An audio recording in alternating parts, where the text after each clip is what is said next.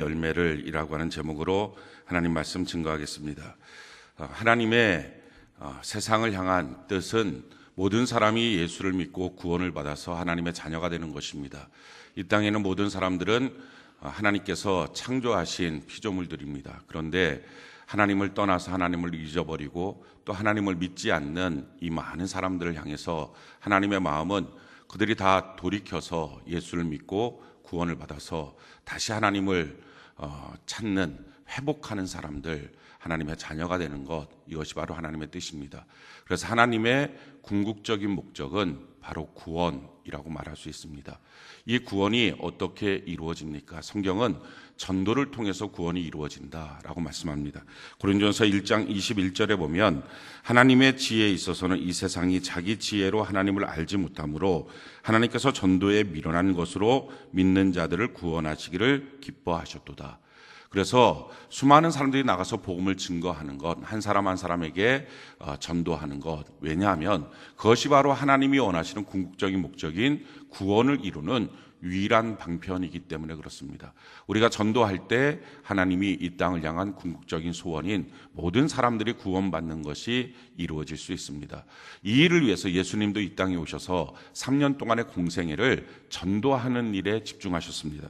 마가복음 1장 38절로 39절에 보면 이르시되 우리가 다른 가까운 마을들로 가자. 거기서도 전도하리니 내가 이를 위하여 왔노라 하시고 이에 온 갈릴리에 다니시며 그들의 여러 회당에서 전도하시고 또 귀신들을 내쫓으시더라. 예수님이 이 땅에 왜 오셨느냐? 전도하기 위해서 오셨다라고 분명히 예수님 스스로가 말씀합니다. 그래서 이 일을 위하여 나는 날마다 전도하며 다닌다. 그래서 3년의 공생애 동안에 예수님이 무엇을 하셨느냐? 와서 전도하시고 그리고 이 일을, 하나님의 나라가 확장되는 것을 방해하는 사탄 마귀를 쫓아내는 것, 이 일을 하셨다 하는 것입니다. 예수님께서 십자가에 달려 못 박혀 죽으셨다가 3일 만에 부활하시고 그리고 40일 동안 마지막 사역을 하시고 하늘로 올라가십니다. 승천하셨습니다. 그 승천하시고 난 후에 이 땅에 예수님의 또 다른 보혜사인 성령 하나님을 보내주셨습니다. 그래서 성령으로 이 땅에 임재하시고 난 후에 성령과 교회를 통해서 어떤 일들을 하시느냐? 바로 전도하시는 겁니다. 사도행전 1장 8절에 오직 성령이 너희에게 임하시면 너희가 권능을 받고 예루살렘과 온 유대와 사마리아와 땅끝까지 이르러 내 증인이 되리라 하시니라. 성령에 충만한 교회, 성령에 충만한 성도는 그러기에 전도하는 성도가 됩니다. 이 복음을 증거하는 것은 우리에게 참으로 중요한 것입니다. 그렇기 때문에 어느 성도 누구에게든지 다 상관없이 복음 증거는 반드시 지켜야 될 하나님의 명령이 됩니다. 사도 바울의 고백 가운데 이와 같이 고백이 있습니다. 고린도전서 9장 16절로 17절 우리 같이 한 목소리 한번 읽어볼까요? 시작. 내가 복음을 전할지라도 자랑할 것이 없음은 내가 부득불 할 일을입니다. 만일 복음을 전하지 아니하면 내게 화가 있을 것이로다. 내가 내 자의로 이것을 행하면 상을 얻으려니와 내가 자의로 아니한다 할지라도 나는 사명을 받았노라. 사도 바울은 자기의 전생애를 복음 증거하는 걸로 하나님 앞에 드렸습니다. 그가 전에는 예수 믿는 자들을 핍박하고 스데반을 죽이는 일에 앞장섰습니다. 그랬던 그 사람이 다메섹에서 하나님을 만납니다. 그러고 나서 완전히 회심을 하고 예수 믿는 사람으로 바뀌어졌습니다. 그리고 그가 결심한 것은 평생의 삶을 예수님 앞에 드리겠습니다. 이 결심을 했습니다. 그래서 주께로부터 받은 이 사명을 위하여 나의 목숨을 조금도 귀한 것으로 여기지 않고 난 복음을 증거하는 삶을 살겠습니다. 그렇게 말을 했지만 그럼에도 불구하고 복음 증거하는 것이 쉽지만은 않았습니다. 우리가 복음 증거하면 다 그렇지만 환영만 받는 것은 아니고요. 어떤 데는 멸시도 받고 조롱도 받고 한없이 우리 자신이 아무것도 아닌 것처럼 취급을 받을 때도 있습니다. 가정 안에서 사랑하는 배우자에게 복음을 증거할 때도 동일한 현상들이 나타나고 자기가 양육하는 자녀들에게 복음을 증거할 때도 속상한 일이 한두 가지가 아닙니다. 이것이 그럴진데 나가서 회사에서 복음을 증거하는 것, 지역에서 복음을 증거하는 것, 말할 수 없는 멸시도 또 도전도 있습니다. 이 모든 일들은 바로 악한 마귀가 하나님의 나라가 확장되는 것을 대적하기 위해서 사람들의 마음을 악하게 만들어서 복음을 듣지 못하게 만들고 또 혼미케 만들어서 하나님의 복음을 듣지 못하게 만드는 일들 때문에 나타나는 현상입니다.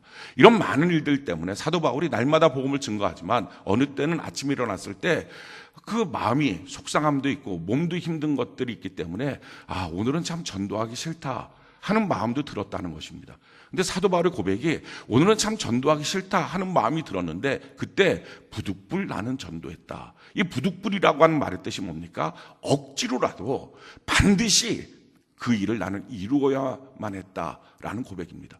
왜 그렇게 그 일을 이루어야만 했습니까? 이유는 내가 자원함으로 기쁨으로 복음을 증거하면 하나님의 상이 있지만 만약에 내 마음에 자원하는 마음이 없고 억지로라도 복음을 증거하면 왜냐하면 그것이 나의 사명이기 때문이다 라고 말합니다. 사명이 뭡니까? 불일사자 목숨 명자.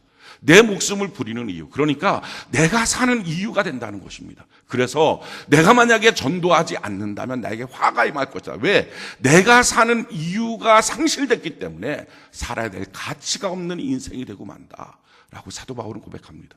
그래서 내가 사는 이유가 뭐냐? 복음 증거하는 것. 나는 부득불 복음을 증거한다라는 것입니다. 사랑하는 성도 여러분, 우리가 아마 우리 마음속에 이런 마음들이 있는 성도님들이 있을 것입니다. 내가 하나님의 뜻대로 살고 싶다. 내가 사업을 해도 하나님의 뜻대로 하고 직장생활도 하나님의 뜻대로, 가정도 하나님의 뜻대로 하고 싶다. 이런 분들이 있을 거예요. 내 평생의 삶을 하나님의 기쁨이 되었으면 좋겠다. 이런 분들이 있을 겁니다. 뭐 심각하게 생각하고 고민할 것도 없습니다. 나의 생애를 예수 그리스도를 전파하기 위해서 애쓰고 몸부림치면요, 그럼 자연스럽게 하나님의 뜻을 따라 인생을 살게 됩니다. 자연스럽게 하나님의 기쁨이 되기 시작합니다. 내가 내 가정 안에서, 직장 안에서, 이 지역 안에서 어떻게 하든지 나를 통해서 예수 그리스도를 전파해야지 라고 생각하면 이것이 궁극적인 하나님의 목적이기 때문에 우리의 삶이 자연스럽게 하나님이 원하는 삶의 모습으로 바뀌어지고 하나님의 기쁨이 되기 시작합니다. 그래서 복음 증거하는 것은 우리의 인생을 하나님의 뜻대로 살게 만드는 가장 중요한 핵심이 됩니다. 우리가 전도에 대한 메시지를 아마 여러분들이 뭐 한 번 들은 게 아닐 거고 여러 번 들으셨을 것입니다. 그럼에도 불구하고 만약에 우리가 전도하고 있지 않고 있다면 그 말은 내게 들린 말이 아닙니다. 내 밖에 있는 것입니다. 사람은 자기 마음 안에 있는 것만 따라가고요, 자기 마음 밖에 있는 말들은 순종하지 못합니다. 따라가지 못합니다. 아무리 그걸 내가 들었다 해도요, 그게 내 말이 아니기 때문에 그렇습니다. 살인하지 말라, 살인하면 안 돼, 이 말이 자기 마음에 있는 사람은 살인을 할 수가 없죠. 근데 이 말이 대부분의 사람들은 자기 마음속에 있죠. 그런데 살인하지 말라라고 하는 말이 자기 마음속에 없는 사람들이 있습니다. 이 사람들이 사이코패스, 소시오패스예요.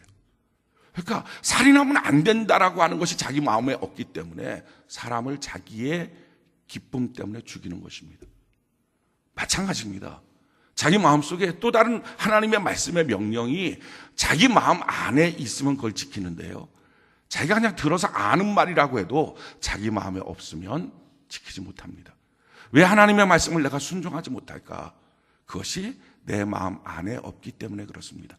사랑하자, 예배드려야 됩니다, 하나님 앞에 충성해야 됩니다, 이런 말들을 우리가 수없이 들었다 할지라도 내 마음에 새겨놓은 말이 아니면 우리는 순종하지 못합니다. 때마다 일마다 환경 속에서 자꾸 흔들리고 바뀌어집니다. 전도도 마찬가지입니다. 많이 들었기 때문에 알고 있다고 생각하지만 사실은 내 마음에 새겨진 것이 아니면 순종할 수 없습니다. 오늘 저는 여러분들의 말씀을 듣고 마음에 새겨지는 은혜가 있기를 바랍니다.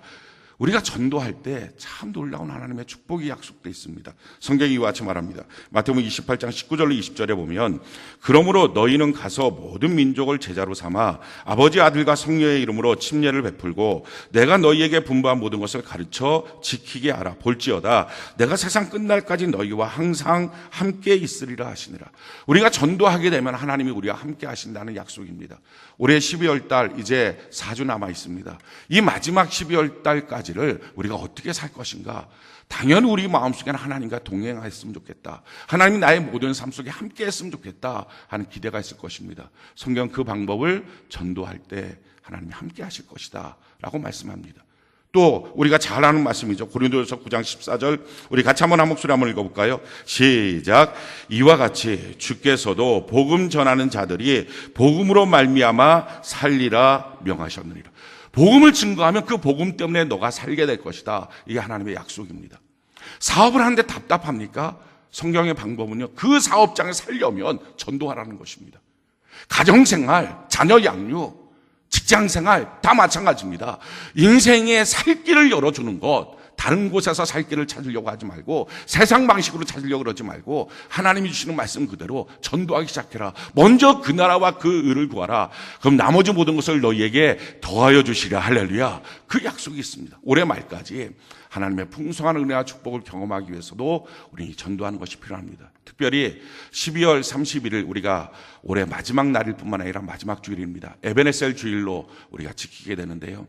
우리가 감사의 열매, 전도의 열매가 모든 성도들에게 있는 귀한 주일이 되기 위해서 오늘부터 우리 마음속에 전도할 수 있는 그 말씀을 받아서 전도하는 은혜가 있기를 바랍니다. 자, 그러면 어떻게 우리가 전도를 할까요? 전도에 대해서 성경이 주는 메시지는 두 가지입니다. 이 두 가지를 갖고 있어야 전도가 열매가 맺고 성공한다 하는 것입니다. 제일 첫 번째는요, 전도는 보내심을 받아야 하는 것입니다. 성경이 이와 같이 말합니다. 로마서 10장 13절로 15절 우리 같이 한번 한 목소리 한번 읽어봅시다. 시작. 누구든지 주의 이름을 부르는 자는 구원을 받으리라. 그런즉 그들이 믿지 아니하는 이를 어찌 부르리요? 듣지도 못한 이를 어찌 믿으리요? 전파하는 자가 없이 어찌 들으리요? 보내심을 받지 아니하였으면 어찌 전파하리요? 기록된 바 아름답도다. 좋은 소식을 전하는 자들의 발이여함과 같으니라.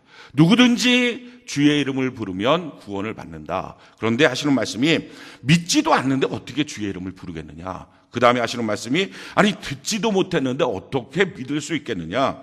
전파하는 사람도 없는데 어떻게 들을 수 있겠느냐라고 말씀하시면서 보내심을 받지 아니하였는데 어떻게 전파하겠느냐 하는 것입니다. 보내심을 받아야 전파가 되고 구원의 역사가 이루어진다 하는 것입니다. 자, 그런 관점에서 우리가 성경을 보면 성경의 전체는 하나님은 자꾸 사람들에게 하나님의 복음을 그 안에 심어주고 보내는 역사를 하셨습니다. 출애굽기 3장 9절로 10절에 보면 이제 가라. 이스라엘 자손의 부르짖음이 내게 달하고 애굽 사람이 그들을 괴롭히는 학대도 내가 보았나니 이제 내가 너를 바로에게 보내어 너에게 내 백성 이스라엘 자손을 애굽에서 인도하여 내게 하리라. 지금 모세에게 하시는 하나님의 말씀입니다. 야, 가라. 내가 너를 보낸다라고 하는 것입니다. 근데 사실은 이때뿐만 아니라 이 40년 전에 모세가 나이가 40살이었을 때 자기 백성을 구원하기 위해서 갔습니다. 근데 거기서 실패만 했어요. 도리어 가서 자기의 분노를 이기지 못한 사람을 죽이기만 했습니다. 그리고 80년 동안 80세가 되고 나면 40년 지나서 80세가 됐을 때 이제는 하나님이 보내십니다. 하나님이 보낼 때 가서 결실이 맺어졌습니다. 구원의 역사가 있습니다. 전도는 보내심을 받아야 가능한 것입니다.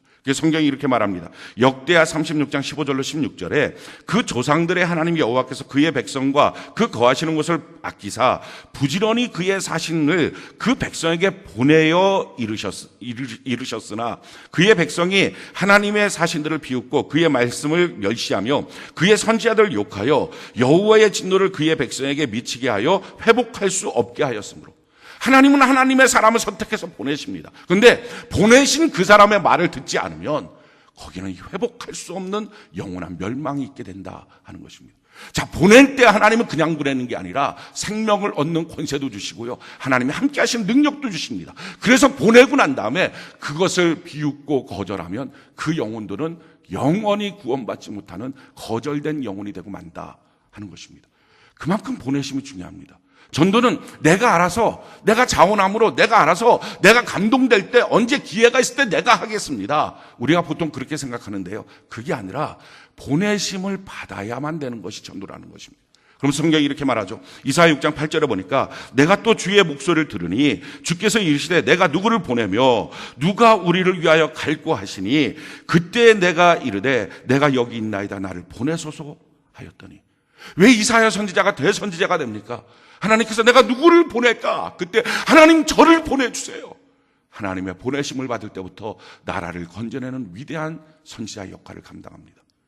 예수님도 마찬가지예요. 예수님도 예수님의 제자들을 보내셨습니다.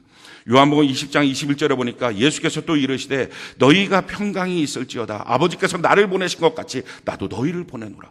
그러니까 성경의 모든 역사는 이렇게 보내심의 역사입니다. 왜 보내십니까? 구원하도록, 전도하도록, 그들을 살리기 위해서 보내심의 역사예요. 교회도 마찬가지예요. 성령이 임하시고 난 다음에 교회에서 하는 사역이 무엇인가? 사도행전 13장 1절로 3절에 보니까 안디옥 교회 선지자들과 교사들이 있으니 곧 바나바와 니게르라 하는 시몬과 구레네 사람 루기오와 분봉왕 헤롯의 젖동생 마나이가 및 사울이라. 주를 섬겨 금식할 때에 성령이 이르시되 내가 불러 시키는 일을 위하여 바나바와 사울을 따로 세우라 하시니 이에 금식하며 기도하고 두 사람에게 안수하여 보내니라. 교회가 했던 일도요, 사람을 세워서 보내는 거였습니다. 왜 우리 위해서 전도하신 자들을 세울까요? 또 왜 오늘 이 시간에 이 귀한 주일날에 전도에 대한 메시지를 할까요? 지금 이 설교의 핵심이 뭡니까? 저와 여러분들을 하나님이 보내시는 것입니다. 할렐루야. 그래서 어떤 사람들은 전도에 대한 설교는 부담스러워요. 나보고 전도하라고 하는 것 내가 알아서 할 텐데, 내가 기회가 되면 할 텐데, 내가 여건이 되면 할 텐데, 아니 내 마음이 감동이 되면 할 텐데 전도하라고 하는 말씀 부담스럽습니다. 아니에요. 전도하라고 하는 말씀을 들어야 그때부터 전도의 역사는 시작한다는 거예요. 그래서 교회 안에서, 성령 받은 교회 안에서 사람들을 세우고 전도하도록 하나님 하시는 것입니다. 오늘 저와 여러분들이 이 전도하라고 보내심을 받은 이 메시지를 듣고 우리가 전도자가 되어서 복음을 증거하는 은혜가 있기를 바랍니다. 우리 주변의 수많은 영혼들을 하나님의 뜻 가운데 구원하는 하나님의 전도의 메신저가 되는 은혜가 있기를 예수님 이름으로 축원합니다. 두 번째, 전도하기 위해서 반드시 필요한 게 뭡니까? 그것은 희생입니다.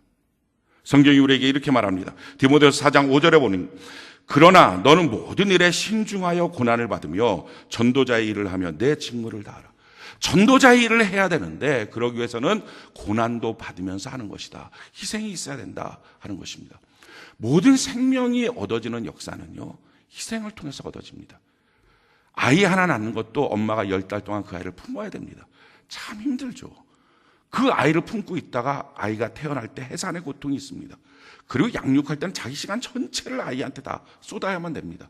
그런 과정을 통해서 생명이 얻어지는 것입니다. 모든 생명은 이처럼 희생을 통해서 얻어집니다. 우리의 육신의 생명도 희생을 통해서 얻어지는 거죠. 마찬가지예요. 영혼의 생명, 우리가 구원하는 것은 영생을 얻는 거죠. 영원한 생명을 소유하도록 하는 것입니다. 당연히 희생을 통해서 그 전도의 열매가 맺어집니다. 성경이 이와 같이 말합니다. 요한복음 12장 24절에 내가 진실로 진실로 너희에게 이르노니 한 알의 밀이 땅에 떨어져 죽지 아니하면 한 알 그대로 있고 죽으면 많은 열매를 맺느니라. 내가 죽어야 내 고집, 내 기질, 내가 하고 싶은 것, 내가 원하는 것 다 살아있으면 전도 못합니다. 근데 내가 죽어야 그때부터 열매가 맺어지기 시작한다 하는 것입니다. 성경이 이와 같이 말합니다. 빌립보서 2장 6절로 8절에 그는 근본 하나님의 본체시나 하나님과 동등됨을 취할 것으로 여기지 아니하시고 오히려 자기를 비워 종의 형체를 가지사 사람들 같이 되셨고 사람의 모양으로 나타나사 자기를 낮추시고 죽기까지 복종하셨으니 곧 십자가에 죽으심이라. 예수님께서도 이 땅에 오셔서 전도하시기 위해서 하셨던 일들, 그것은 자기를 비웠습니다. 자기 마음속에 있는 자기가 할 수 있는 충분한 다른 권리들이 있는데 그걸 비웠습니다. 종의 형체를 가졌습니다. 그리고 낮아져서 십자가에 달려 죽기까지 복종하셨습니다. 그 일을 통해서 전도의 역사가 이루어졌다 하는 것입니다. 모든 생명이 얻어지는 역사에는요, 반드시 빚을 지게 됩니다. 나라고 하는 생명이 지금 살아서 움직이고 밥을 먹고 있습니다. 이것은요, 그냥 우연히 뚝딱 생겨난 게 아니라 우리 부모님의 희생을 통해서 지금 내가 살아있는 것입니다. 그러니까 무엇이든지 생명이 있다는 것은 빚졌다는 거예요. 내 생명을 주는 무엇인가의 희생 앞에 빚을 진 것입니다. 그래서 우리가 평생 부모님 앞에 효도하고 감사하는 거예요. 그래서 부모의 사랑을 잃어버리면, 부모의 은혜를 잃어버리면 금수만도 못하다라고 말하는 것은 빚진 것을 인정하지 않기 때문입니다. 마찬가지예요. 복음의 빚도 마찬가지예요. 제가 가만히 생각을 해보면 저는 모태신앙이에요. 날 때부터 교회를 다녔던 거죠. 그리고 나서 평안하게 정말 예수를 믿었어요. 그리고 목회자가 됐어요. 어떻게 내가 이런 은혜와 복을 받았을까? 근데 가만 생각해 보니까 이게 저절로 뚝딱 생긴 게 아니더라고요. 저희 아버지는요, 아무도 예수 믿지 않는 가정이었어요. 시골 가정. 아무도 예수 믿지 않는 가정에서 친구를 통해서 초등학교 때 교회를 간 거예요. 교회 간 첫날 거기 선생님이 설교했던 내용이 삭개오 설교예요. 그 삭개오 설교 들으면서 뭐 복음에 특별한 메시지가 있었겠습니까? 근데 그거 들으면서 너무 좋았고 재밌고, 그래서 그다음부터 교회를 다니기 시작한 거예요. 그 친구분이 누구냐면 유병목 목사님인데, 일산 그 덕양구 쪽에 가면 성 무슨 교회인데 거기 유관재 목사님이 그분 아들이에요. 그래갖고 유관재 목사님이랑 맨날 만나, 우리는 한 형제야, 뭐 이런 얘기 서로 하고 있는데, 그 아버님이 저희 아버지를 같은 초등학교 친구인데 전도를 한 거예요. 그래서 그 다음부터 복음을 들었어요. 그리고 그때부터 예수를 믿기 시작한 거예요. 얼마나 핍박이 있었을까요? 상상을 초월하. 지금도 예수 믿는다는 것을 쉽지가 않습니다. 교회 학교에서 전도해 갖고 오면요, 그 다음 주에 다시 신방을 하잖아요. 그럼 부모님들의 한 70%가 하는 말이에요. 우리 아이 교회 안 보내요. 아, 교회에서 뭐 나쁜 거 가르칩니까? 근데 하는 말, 우리 아이 교회 안 보내요. 지금도 그러는데 그 당시에는 얼마나 그랬겠어요. 복음 증거하는 거, 그 안에서 예수 믿는 것이 쉽지 않았겠죠. 그러다가 고등학교를 졸업하고 신학교를 간다고 한 거예요. 뭐 극심한 도전이 있죠. 지금도 신학교를 간다 그러면 몇 번씩 물어보잖아요. 너 정말 소명받았니? 너 정말 소명받았니? 왜냐하면 그게 쉽지만은 않은 길이거든요. 근데 그때만 해도 이거는 거의 순교의 길이에요. 그러니까 가족 전체가 방해를 하고 반대를 한 거예요. 근데 그걸 다 뚫고 예수를 믿은 거예요. 말할 수 없는 핍박을 받았죠. 근데 그 가운데서 예수를 믿고 그러다 가족 전체를 결국 복음화시켰어요. 저희 어머니도 보니까, 어머니는 그래도 아버지보다는 좀 낫더라고요. 할머니가 예수님을 믿었어요. 근데 이 할머니가 믿지 않는 할아버지랑 결혼했어요. 아시죠? 스토리가 그 다음에 어떻게 될 건지. 그러니까 지금도 믿지 않는 남편과 믿는 아내가 결혼하면 이 복음의 문제 때문에 얼마나 서로 간에 갈등이 있는지 몰라요. 근데 그때는 아내가 자기 소유처럼 여겨진 거예요.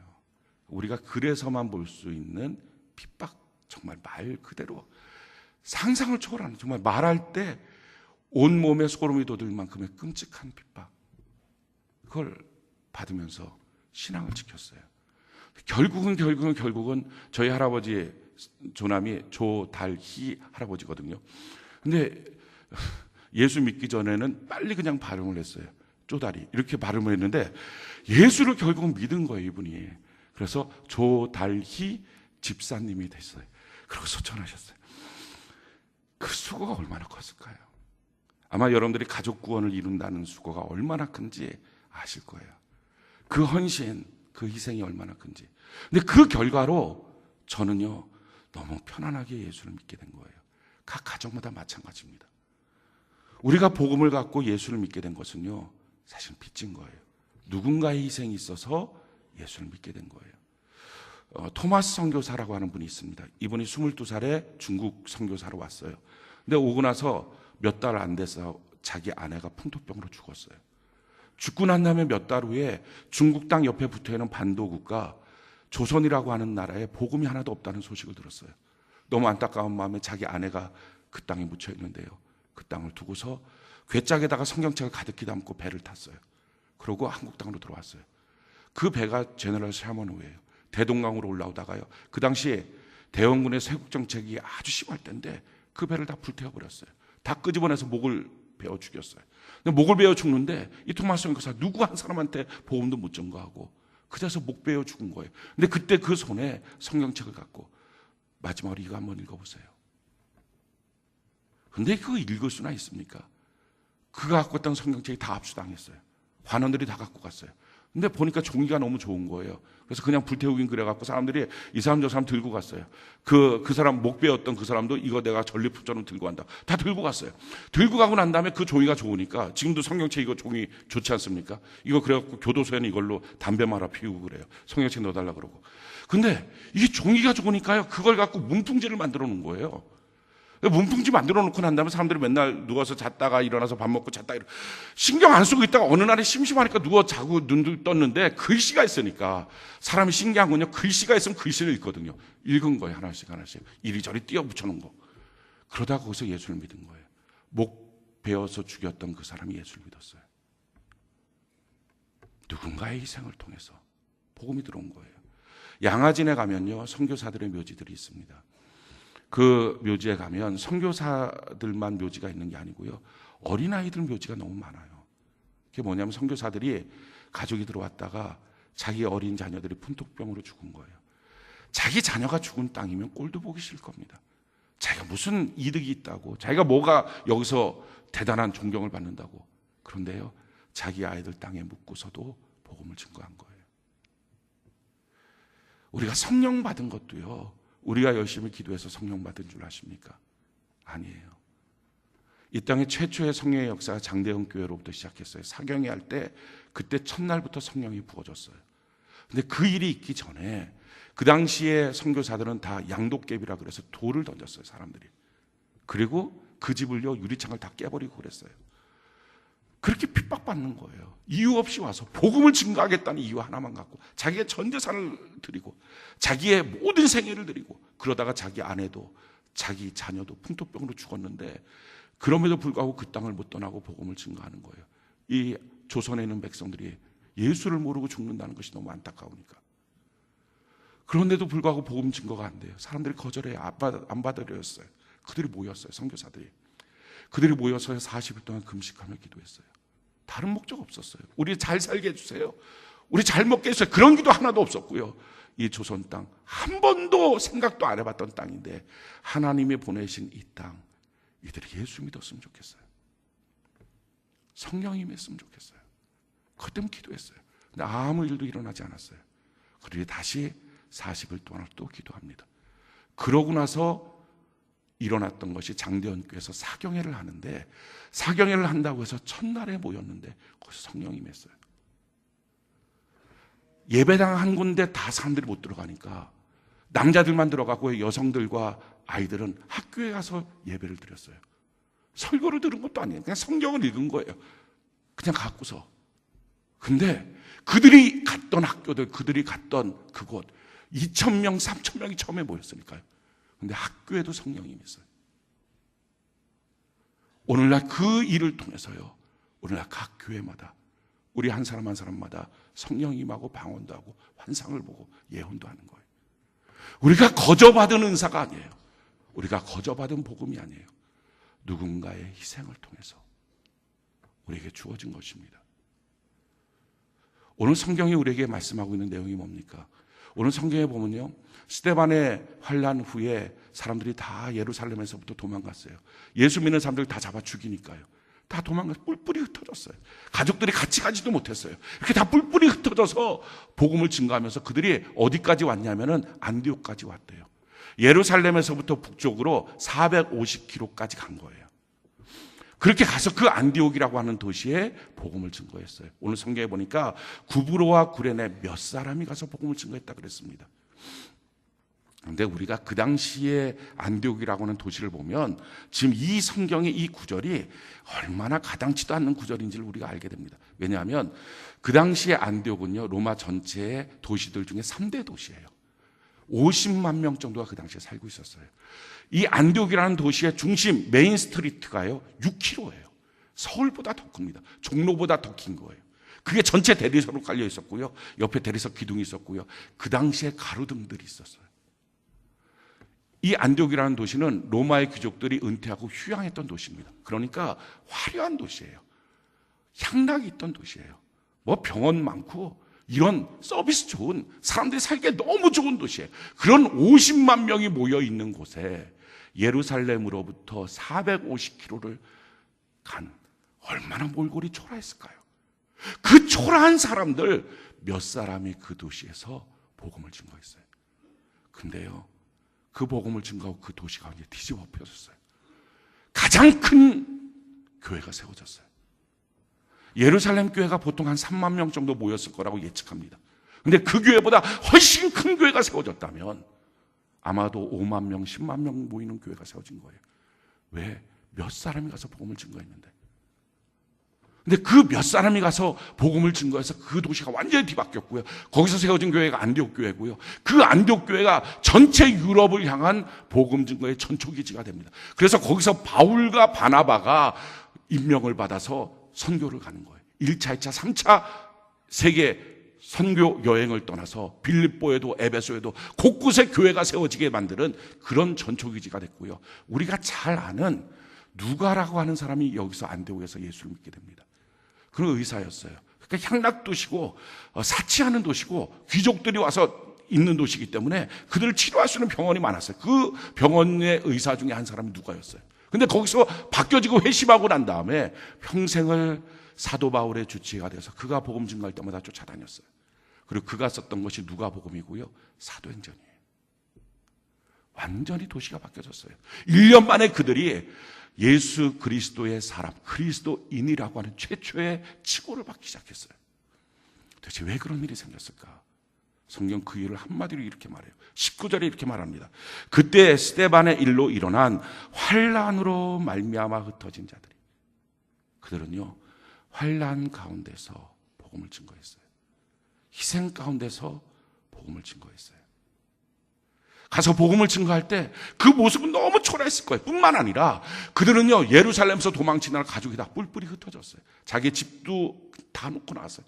재산도 다 놓고 나왔어요. 직장도 다 없어졌어요. 한마디로 말하면 예수 때문에 신세 망친 사람들이에요. 교회 다니다가 신세 망친 사람들이에요. 그런데 그들이 안디옥까지 450km를 가서요 그 초라한 모습으로 그 몇 사람이 사람들을 만나서 말하는 거예요. 예수 믿으세요. 전 예수님이 너무 좋아요. 그 당시의 기록을 보면요 그들의 얼굴과 그들의 말과 그들의 행실을 통하여 예수님을 듣는 사람들은 부인할 수 없었다라고 기록이 나와요. 우리는요 환난 속에 있으면, 내 삶이 어려우면, 내 몸이 아프면, 그래서 나는 복음 증거 못해, 내가 지금 바쁘고 힘들면 난 복음 증거 못해, 아니에요. 환난 속에 있을 때 그 희생을 통해서 그들이 복음을 증거하고 살 길이 열렸어요. 복음 증거는요 우리 모두에게 주신 하나님의 명령입니다. 우리가 조금 전에 불렀던 찬양이 있어요. 예배 찬양, 내 너를 위하여라고 하는 찬양이에요. 이 내 너를 위하여라고 하는 찬양은요 프란시스 하버잘이라고 하는 여인이 쓴 시입니다. 22살 영국 여인이에요. 근데 이 사람이 몸이 너무 약했던 사람이에요. 근데 어쩌다가 어느 날 미술관에 가갖고서 이렇게 미술관을 돌다가 그걸 다 돌지도 못하고 힘이 들어서 그냥 앞에 이렇게 앉아 있었는데 문득 앞을 보니까 십자가에 못 박혀 있는 예수님의 그림이 보인 거예요. 근데 그 그림을 보는데 그 위에 제목이 있었어요. 보라 이 사람이라. 이 말이 뭐냐면은 빌라도가 유대인들에게 했던 말이에요. 채찍질하고 난 다음에 보라 이 사람이라. 이 사람 못 박아야 되겠느냐. 그럴 때 유대인들은요 예수 못 박아라, 예수 못 박아라. 그래서 못 박게 되죠. 그 밑에 부제처럼 쭉 서는 글이 있었다 그래요. 내 너를 위하여 이 일을 했건만 너 무엇하느냐. 근데 그게 너무 큰 감동이 된 거예요. 그래서 거기서 시를 썼어요. 그 시가 오늘 읽었던 바로 이 내용입니다. 찬송했던 그 시를 쓰고 난 다음에 집으로 왔어요. 다시 그 시를 펼쳐보니까 별로 마음속에 감동이 안 됐어요. 그래서 그거를 벽난로 불타는 데다 휙 그 메모지를 집어 던졌는데 놀라운 일이 생겼어요. 그 벽난로에다 집어 던졌는데 벽난로에 바람이 바뀌어져서 위로부터 바람이 내려와 갖고 이 벽난로 안으로 확 들어온 거예요. 그래서 던졌더니 그 종이가 벽난로 안으로 들어온 게 아니라 밖으로 휙 해서 다시 그 여인이 잡을 수 있도록 그렇게 된 거예요. 그러면서 음성이 들렸어요. 난 이것이 모든 사람들이 고백하는 노래였으면 좋겠다. 그래서 이 노래에 곡을 붙여서 부르는 찬양, 바로 이 찬양이에요. 어쩜 이것이 오늘 예수님이 우리 각자에게 던지는 질문과 같다는 생각이 들었어요. 우리 같이 한번 읽어볼까요? 찬송가 311장 내 너를 위하여 같이 한번 읽어봅시다. 시작. 내 너를 위하여 몸 버려 피 흘려 내 죄를 속하여 살 길을 주었다. 널 위해 몸을 주건만 너 무엇 주느냐. 널 위해 몸을 주건만 너 무엇 주느냐. 아버지 보좌와 그 영광 떠나서 밤 같은 세상에 만백성 구하려 내 몸을 희생했건만 너 무엇 하느냐. 내 몸을 희생했건만 너 무엇하느냐. 죄 중에 빠져서 영죽을 인생을 구하여 주려고 나 피를 흘렸다. 내 죄를 대속했건만 너 무엇하느냐. 내 죄를 대속했건만 너 무엇하느냐. 한없는 용서와 참사랑 가지고 세상에 내려와 값없이 주었다. 이것이 귀중하건만 너 무엇 주느냐. 이것이 귀중하건만 너 무엇 주느냐. 예수님이 우리에게 지금 말씀하시는 것 같아요. 내 너를 위하여 몸버려 피 흘려 십자가 졌는데, 그래서 내가 너를 구원했는데 너 무엇 주려고 하니? 너 뭐 하고 있니? 라고 물어보시는 것 같습니다. 우리가 예수 믿고 구원받아서 분명하게 거듭난 성도라면 우리는 빚진 자거든요. 그래서 우리의 마음속에요, 전도에 대한 빚진 심정이 있어요. 사도 바울처럼 부득불나는 전도합니다. 어떻게 보면 기쁨으로 하지 못한다 할지라도 억지로라도 나는 복음을 증거합니다. 이 마음이 있어요. 만약에 이 복음 증거가 부담스럽다면 내가 받은 구원도 부담스러운 거예요. 그래서 없는 거예요. 이 복음 증거가 싫다면 내가 받은 구원도 사실은 논리적으로 보면 싫은 거예요. 그래서 없는 거예요. 우리가 전도해서 그 한 영혼을 손잡고 교회까지 모시고 와서 등록시키고 같이 양육하면 가장 좋겠죠. 근데 그 열매까지 맺지 못한다 할지라도 복음 증거하는 것만은 성공해야 됩니다. 그건 당연히 우리가 가져야 될 우리에게 주신 하나님의 사명입니다. 예수 믿고 구원받은 것이 분명하다면, 정말 거듭난 성도라면 전도하는 것은 당연한 것입니다. 힘들고 싫을 수는 있습니다. 답답하고 괴로울 수는 있습니다. 그래서 그건 내 일이 아니에요, 다른 사람 일이에요 라고 말할 용기가 있다면 내가 받은 구원도 내게 아니에요, 다른 사람 거예요 라고 말하는 것이 논리적입니다. 구원받았다면, 정말 하나님의 자녀로 거듭났다면 복음 증거는 정말 당연한 것입니다.